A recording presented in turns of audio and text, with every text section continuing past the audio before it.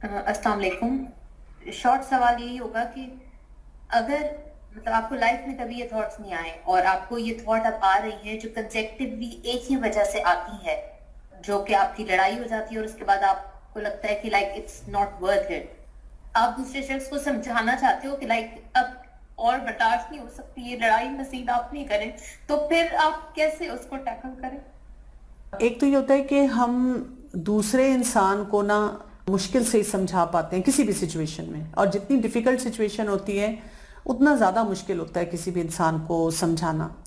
अब इसका तरीका क्या होता है? If you are having difficult time with someone, वो आपसे हैंडल नहीं हो रहा, अब आपकी बर्दाश्त से बाहर हो चुका है, फिर आप वो स्किल सीखते हैं कि आप कैसे असर्ट करें, कैसे बात करें, कैसे अपने लिए स्टैंड लें।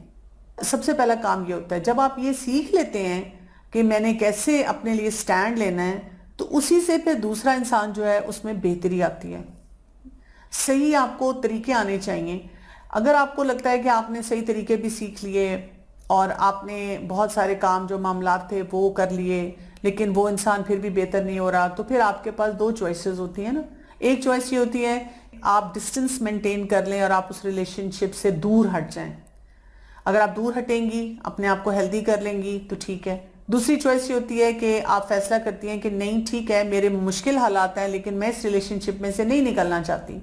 जैसे ऐसे मेरे हालात हैं कि मेरे लिए अकेले रहना मुश्किल है, मैं नहीं ये कर सकती, तो फिर आप अपने आप को स्किलफुल बनाते हैं कि आप किसी ऐसे इंसान के साथ रह कर भी उस टॉक्सिक एनवायरनमेंट का असर ना लें। जैसे आप देखें, कोविड में हमने इस चीज़ को एक्सपीरियंस किया था।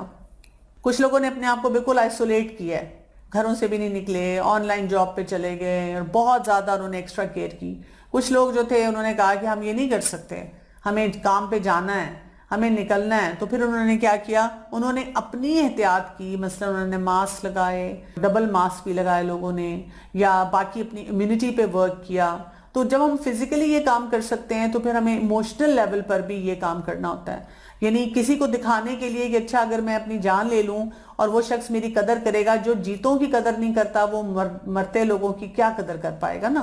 तो आपने इस तरह से नहीं सोचना होता, आपने ये सोचना होता है अगर मुझे यहाँ पे बहुत ज़्यादा डिफ़िकल्ट सिचुएशन फेस करनी पड़ रही है तो लेट मी सी कि मैं इस मसले को कैसे हल करूँ जिससे मेरी सेल्फ एस्टीम, सेल्फ वर्थ भी बहुत अच्छी हो और मैं किसी और इंसान की गलती की वजह से हराम काम ना करूं। ऐसा हराम काम जो मुझे दुनिया की अजियत से तो वक्ती तौर पे बचा लेगा, लेकिन वो मुझे आखिरत तक के लिए बार बार वो अजियत मिलेगी और आखिरत में भी मेरी डॉक्यूमेंटेशन कैसे होगी।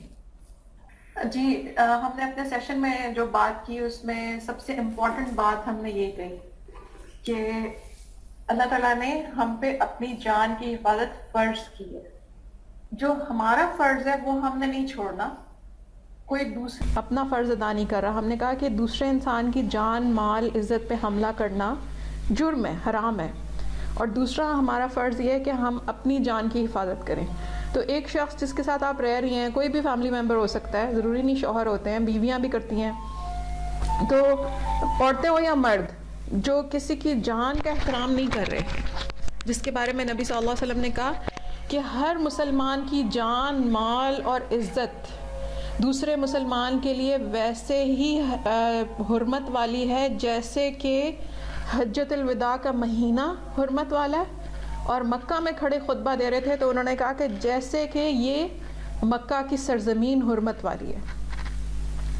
अगर कोई हुर्मत का ख्याल नहीं रख रहा, आपकी इज़्ज़त की हुर्मत का, तो आप, हमारे अंदर इतनी गैरत होनी चाहिए, अपनी इज़्ज़त पर गैरत करनी है, अपनी जान को बचाना है।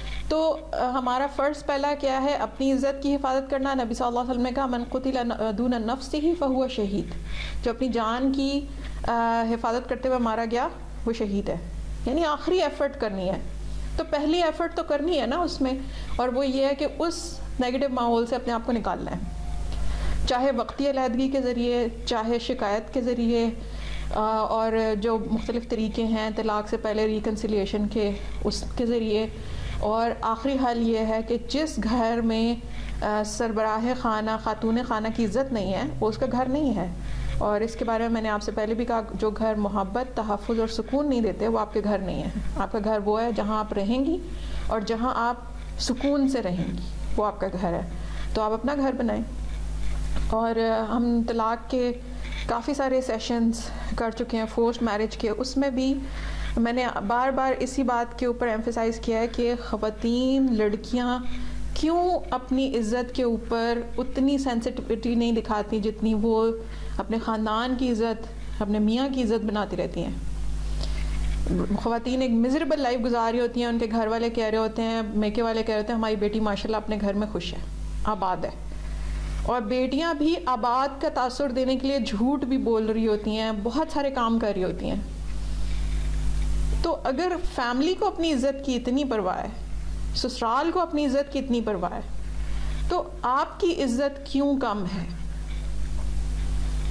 اپنی عزت کا احساس سب سے پہلے ہمارے اندر ہونا چاہیے. اور جو بھی کوئی باؤنڈری لائن کراس کرے گا اس کے لیے جو طریقے ہیں ریکنسیلیشن کے طریقے کی طرف پہلے جائیں.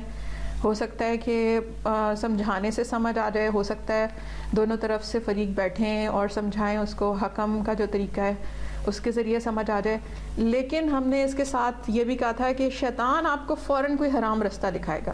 وہ کہے گا اس نے ایک حرام کیا، آپ کی عزت پہ حملہ کیا، آپ کو حقیر جانا، آپ پہ طنز اور تانے، آپ کو ایموشنلی ابیوز کیا، آپ بھی اب حرام کی طرف جائیں اور خودکشی کر لیں. تو شیطان آپ کو ہمیشہ حرام کی طرف دھکیلے گا. اس ٹائم یہ سوچنا ہے جتنے راستے میرے پاس ہیں ان میں سے حلال کون سا ہے. تو اس میں حلال راستہ یہی ہے کہ اللہ تعالیٰ نے آپ کے لیے آسانی رکھی ہے. طلاق کی صورت میں عورتیں ابیوزو ہاؤس ہولڈ سے نکل سکتی ہیں اور یہ ان کا حق ہے. Hope it's clear.